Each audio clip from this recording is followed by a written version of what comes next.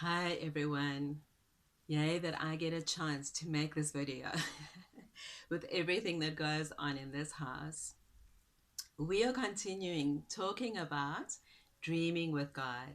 And today I'm going to spend a bit of time on what it actually means.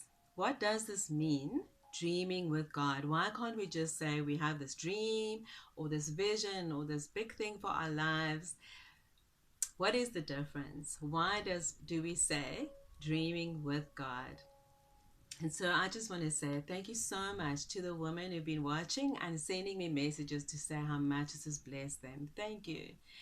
And if you haven't watched before, my name is Tanya and welcome to Send. So today I want to spend a bit of time on Ephesians 3 again, like we have, but today I want to talk about verse 17 because this is absolutely where it all begins. And I want to read to you out of Ephesians 3 verse 17, but in the Passion Translation. It says here, then by constantly using your faith, the life of Christ will be released deep inside you, and the resting place of his love will become the very source and root of your life. Just think about that a bit. That the resting place, the very resting place of his love, which is me, will become the source and the root of my and your life. Which leads me to another translation where it says, be rooted deeply in love, or founded securely on your love, on his love. And I just want to take some time looking at those two words, rooted and founded. This is so important. Jesus showed us how to live with intention. And this is intentional living, to be rooted in his love. And this word means to be fixed, to be settled, to be established. So to be able to rely on his love and to trust in his love. And let's just look at that tree because that is the easiest and most simple way to describe this. The roots of this tree is underground. It's unseen, but so important. And whatever happens in these roots is going to show itself in the way this tree grows, how healthy it is, and by the fruits that this tree produces. In the same way, if we are not rooted in his love, then it's not going to show the fruit of being rooted in his love. And we spoke in the previous video that out of this union of Christ and being led by his Spirit, we can dream with God and produce a life that will be a life that will have show the fruits of the Spirit and the life that he wants us to live. So important. This is such a comfortable place to be in. And when we live rooted in his love, our whole life will be influenced by this, and everything will develop from this place of being rooted in his love, established. How amazing that we can rely on him and trust in him in his love.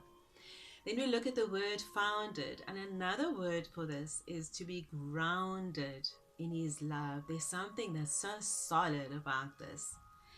And the Greek word, I think, pronounced themelio for this word founded.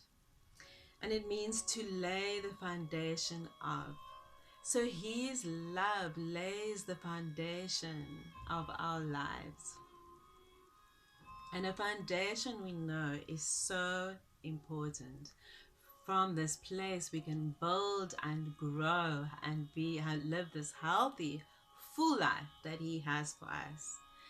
And just to remind you that this love that he's talking about here is the love that originates from God and is between him and us as believers. Such an incredible love that was expressed through Jesus when he died and rose again and seated now in heavenly places.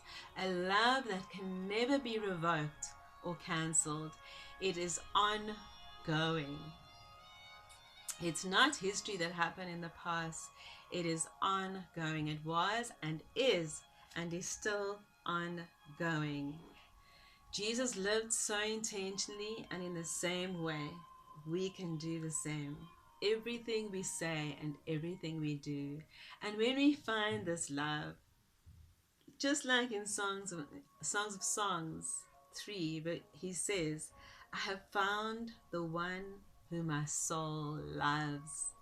When you find this love that is so intentional, then you will be able to say the same. You found the one that your soul loves.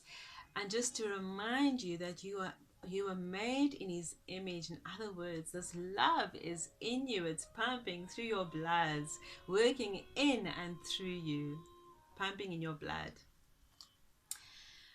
I just want to end off with this by reminding you where he says in 1 John 4, by living in God, love has reached its goal and its destiny. And love does not bring fear.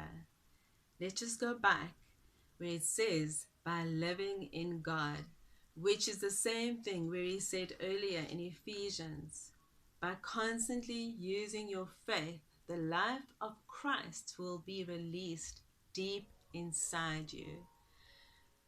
We were made for this, woman. We were made for this, for he to live this life in God, to be rooted in his love and founded on his love. And I just felt to say that if there is fear in your life, where it's so deliberate, just causing you to stop and be numb almost and not being able to move forward. Fear is always associated with punishment, not being good enough and suspicion. And God is not saying that is the love that he has for you. Then you don't have a full revelation yet of the love of God. So right now, I just want to pray over this fear to be broken over you right now in Jesus' name, the spirit of fear. Be broken right now in Jesus' name.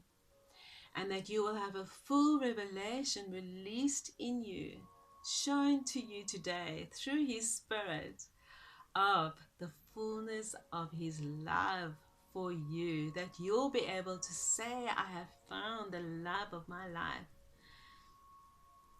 He wants you to be rooted in his love and established and founded on his love. I just declare that over you today in Jesus' name, because then you will be able to dream with God, to imagine with him, to create with him, and to bring it forth in this life so that you can see others free, others living and knowing the love of God, living for God and in God, and producing like he wants this life that he has for them.